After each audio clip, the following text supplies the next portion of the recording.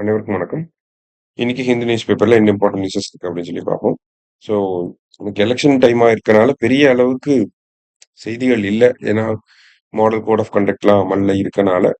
So 1 R 2 விஷயங்கள் இருக்கும். அத தான் நம்ம பார்ப்போம். சரிங்களா?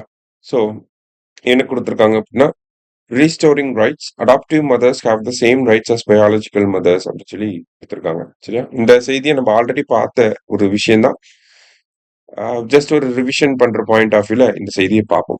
நமக்கு மேட்டர்னிட்டி பெனிஃபிட் ஆக்ட் அப்படிங்கிறது 1961ல வந்திருக்கும். சரிங்களா?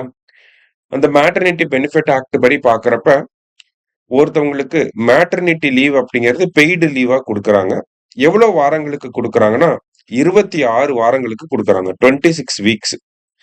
8 weeks before delivery, 18 weeks after delivery. ஓகேங்களா? குழந்தை பிறக்கிறதுக்கு முன்னாடி ஒரு 8 வாரங்கள், குழந்தை பிறந்த அப்புறமா ஒரு 18 வாரங்கள் நார்மலா ஒரு பிரெக்னன்ட் லேடிக்கு கொடுக்கக்கூடிய மேட்டர்னிட்டி லீவ். இதுவே நீங்க அடாப்ட் பண்ண போறீங்க, குழந்தையை தத்தெடுக்க போறீங்க அப்படின்னா, உங்களுக்கு மேட்டர்னிட்டி லீவ் இருக்கான்னு கேட்டா இருக்கு. எப்போ அப்படின்னா, அந்த நீங்க தத்தெடுக்கக்கூடிய குழந்தை பிறந்து 3 மாசமே ஆயிருக்கணும். ஓகேங்களா? 3 மந்த் ஓல்டு குழந்தைய நீங்க தத்தெடுக்கிறீங்கன்னா, உங்களுக்கு மேட்டர்னிட்டி லீவ் அப்படிங்கிறது குடுக்குறாங்க. எவ்வளவு வாரங்கள் குடுக்குறாங்கன்னா, 12 வாரங்கள் குடுக்குறாங்க. அதுதான் சட்டமா இருந்துச்சு. அதுக்கப்புறமா நமக்கு இப்ப அந்த மேட்டர்னிட்டி பெனிஃபிட் ஆக்ட் எல்லாமே கோட் ஆன் சோசியல் செக்யூரிட்டி 2020 கீழ கொண்டு வந்துட்டாங்க.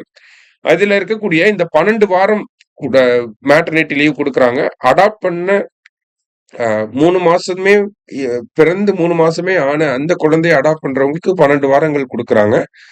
இதுவே 1 வயசாக இருக்கக்கூடிய குழந்தைய அடாப்ட் பண்ணி ஒரு பெண் அடாப்ட் பண்றாங்க அப்படின்னா, அவங்களுக்கு மேட்டர்னிட்டி லீவ் அப்படிங்கிறது கிடையாது. அப்ப இது டிஸ்கிரிமினேட்டரியா இருக்கு அப்படின்னு சொல்லி உச்சநீதிமன்றத்துல ஒரு வழக்கு போடப்படுது.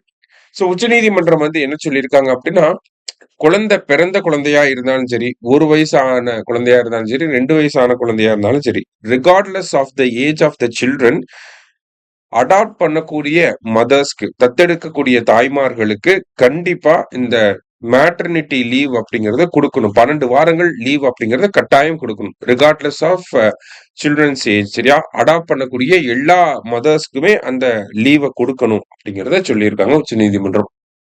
அதோட இன்னொரு முக்கியமான விஷயம் கல்ச்சுரல் ஆஸ்பெக்ட்ல பார்த்தோம்னா, குழந்தை வளர்க்கறது அப்படிங்கிறது பெண்களுடைய ஒரு பொறுப்பாவே இருக்கு.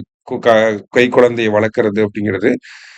இந்த இடத்துல உச்சநீதிமன்றம் என்ன சொல்றாங்க அப்படின்னா, மேட்டர்னிட்டி லீவ் இருக்க மாதிரி பேட்டர்னிட்டி லீவும் இருக்கணும். அதாவது தாய்மார்களுக்கு விடுமுறை குடுக்குறாங்க. பெய்டு லீவ் அப்படிங்கிறது குடுக்குறாங்க. அதே மாரி அப்பாக்களுக்கும் என்ன பண்ணணும்?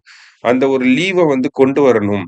அப்படின்னா தான் அந்த குழந்தைய வளர்க்கறது அப்படிங்கிறது ஷேர்டு ரெஸ்பான்சிபிலிட்டியா இருக்கும். அப்படிங்கிறத இந்த ஜட்ஜ்மெண்ட்ல சொல்லியிருப்பாங்க.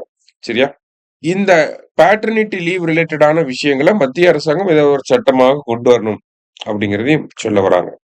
சோ அதுதான் இந்த ஒரு ஆர்டிகிள்ல நம்ம ஆல்ரெடி பார்த்திருந்தோம். இன்னொரு தடவ ரிவைஸ் பண்ற பாயிண்ட் ஆஃப் வியூல பார்ப்போம். அவ்வளவுதான். சரிங்களா? சோ இன்னைக்கு வேற மத்த எந்த செய்திகளும் முக்கியமாக இல்ல.